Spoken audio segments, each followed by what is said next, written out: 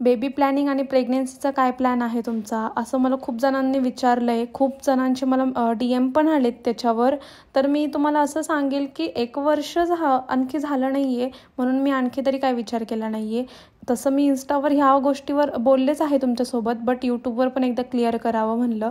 आणि आणखी एक म्हणजे लव्ह मॅरेज ते लग्नापर्यंतचं मी सगळं काही असं म्हणजे सांगितलं जेवढं मला पॉसिबल झालं तेवढं.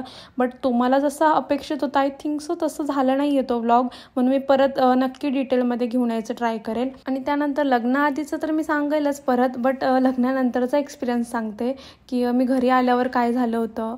तर घरी आल्यावर मला छान सगळं म्हणजे जे आपलं माप ओलांडणं वगैरे असतं ना ते सगळं झालं.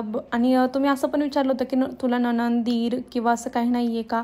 तर दीर नाही आहे, नणंद आहे, म्हणजे त्यांच्यापेक्षा मोठी आहे ताई. आणि त्यांनीच माझं माप ओलांडण्याचा जो कार्यक्रम वगैरे असतो ना घरी आल्यावर तो पार पाडला होता. जसं की मी तुम्हाला क्लिपमध्ये दाखवलं पण आहेत की ते मला ओवाळताना जे आहेत ना त्याच आहेत माझ्या नणंद.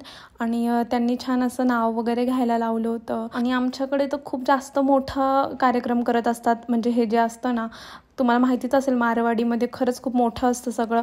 बट आमचं ज्या कंडिशनमध्ये लग्न झालं होतं त्याला म्हणजे अचानक सगळं करावं लागलं, म्हणून त्या पण म्हणजे ऐन टायमाला पण त्यांनी खूप छान असं सगळे फ्लावर्स वगैरे आणून डेकोरेशन वगैरे केलं होतं. त्यानंतर मग ते जे रेड कलरचं पाणी असतं त्याच्यामध्ये पाय ठेवायचं असतं, त्याला काय म्हणतात मला माहीत नाही, पण ते पण सगळं जे पटकन असं अरेंज केलं. आणि जेवढं त्यांच्याकडनं पण होईल तेवढं छान असं त्यांनी डेकोरेशन वगैरे केलं होतं.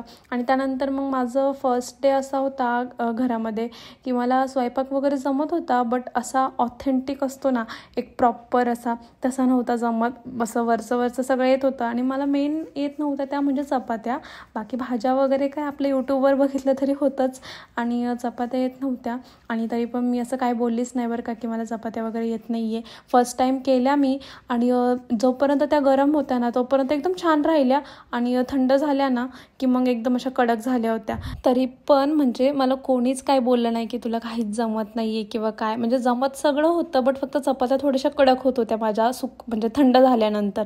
पण तरी पण मला कोणी काही बोललं नाही. आणि म्हणून मी माझ्या चपात्यांमध्ये पण आता सुधार केला आहे बऱ्यापैकी, म्हणजे छान होतात. आणखी पण माझ्या अशा पाहिजे ना अशा फुगत नाही आहेत चपात्या, बट मी आणखी पण ट्राय करते. पहिलं तर बिलकुल फुगत नव्हत्या, आता निम्म्या तरी फुगतात आणि छान पण होतात. मेन म्हणजे कडक होत नाही आता सुकल्यानंतर, आय मीन थंड झाल्यानंतर. तर ती एक चांगली गोष्ट आहे माझी. आणि त्याच नंतर असं की पूर्ण लाईफ चेंज झाली होती. म्हणजे जी मुलगी आधी कॉलेज वगैरे करत होती, म्हणजे आत्ता पण मी एज्युकेशन करते, बट लग्नानंतर मग घरातले कामं वगैरे हे सगळं पण मग माझ्या लाईफमध्ये अचानक खूप चेंजेस आले. आणि थोडंसं विकनेस वगैरे यायला लागला. आणि तुम्ही बऱ्यापैकी मला असं म्हणतात की नाही का तुझे एज वगैरे वाटतंय जास्त, बट त्याच्यामुळे वाटत असेल की माझ्या लग्नानंतर म्हणजे माझं लग्नाच्या वेळेस 46 असं काहीतरी 45 to 46 असं वजन होतं. आणि आत्ता माझं आहे 53 किंवा 54, म्हणजे 55च्या आतमध्ये आहे. म्हणजे 3-4 नाही, डायरेक्ट 10 किलो वजन माझं जास्त झालं आहे. आणि खूप हेल्दी झाले मी. त्यामुळे काय होतं माहिती का, मला माझे जे आधीचे ड्रेस वगैरे होते किंवा जीन्स वगैरे होत्या ना त्या काहीच येत नाही आहे. आणि म्हणून मी सगळं न्यू कलेक्शन घेतलं आहे, कारण घालू तरी काय ना. आणि पंजाबी सूट्समध्ये पण मला पहिले खूप फिटिंग वगैरे करून घेतले होते ना, ते पण आता येत नाही आहे. तर मग असं वाटतं मला आता थोडंसं तरी डाएट करायला. ही पण तब्येत ठीक आहे, बट याच्यापेक्षा जास्त झाले ना मग ते खूप विचित्र दिसेल, म्हणून मी आत्ताच माझं कंट्रोल करणार आहे. आणि तुम्ही माझे व्हिडिओ बघतच असताल इंस्टावर पण मिनी ब्लॉग, मी सारखं इकडे तिकडे जात असते खायला प्यायला. मी खूप फूडी आहे आणि मला वेगवेगळे डिशेस ट्राय करायला खरंच खूप आवडतात म्हणून. आणि मला जास्त क्वांटिटीमध्ये नसतं खायचं, बट एक अशी क्वालिटी असते ना आणि खाऊस तर खूप असं एक्साइटमेंट असते की कशी असेल बाबा टेस्ट, बट अशी मला क्वांटिटी जास्त असं काहीच नसतं माझं.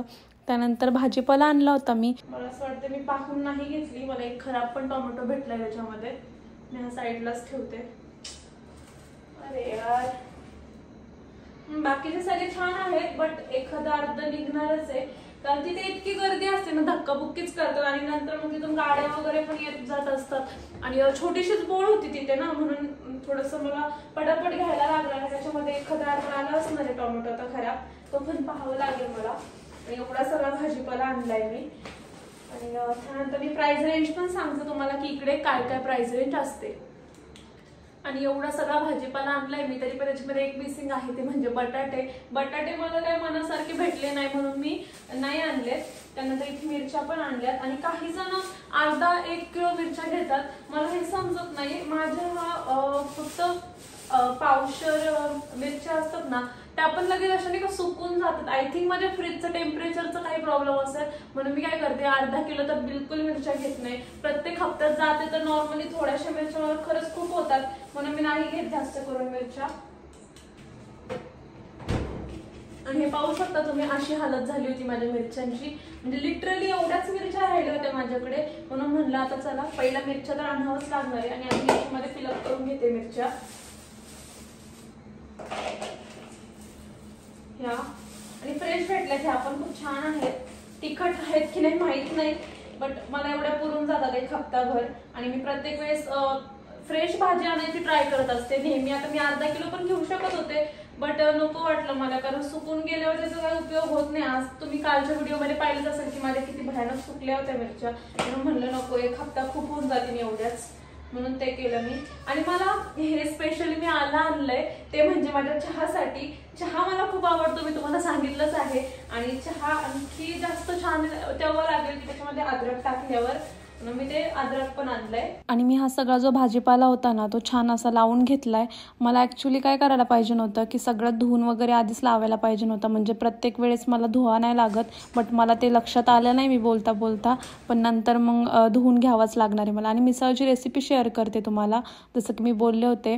त्याच्यासाठी थोडंसं खोबऱ्याचा तुकडा घ्यायचा आहे आणि कांदा असं त्याला छोटेसे चिरा मारून घेतल्यात म्हणजे पटकन भाजतो कांदा. आणि काहींकडे जाळी असती किंवा सळई असती त्याच्यामध्ये घालून ते कांदा डायरेक्ट गॅसवर ठेवतात. बट माझ्याकडे त्याच्यापैकी दोन्हीपैकी एक पण नाही आहे की जाळी पण नाही आहे आणि सळई पण नाही आहे म्हणून मी असंच डायरेक्ट ठेवते आणि चिमट्याने मग हे करत असते. आणि मी हे याच्यासाठी ठेचून घेतले की पटकन गार होईल ते. त्यानंतर खोबरं आणि लसूण आणि अद्रक आणि त्यानंतर कांदा जो होता ना आपला तो असं आणि कोथिंबीर टाकायची. कोथिंबीर पिस्तानी पण म्हणजे जो ग्राइंड करतो ना आपण त्यांनी पण टाका म्हणजे आणखी जास्त टेस्ट एनहान्स होते. त्याच्यानंतर जिरे आणि कढीपत्ता आणि सुके मसाले म्हणजेच गरम मसाला काळा मसाला आणि धना पावडर त्यानंतर लाल तिखट आणि हळद आणि जिरा पावडर एवढं सगळं टाकायचं.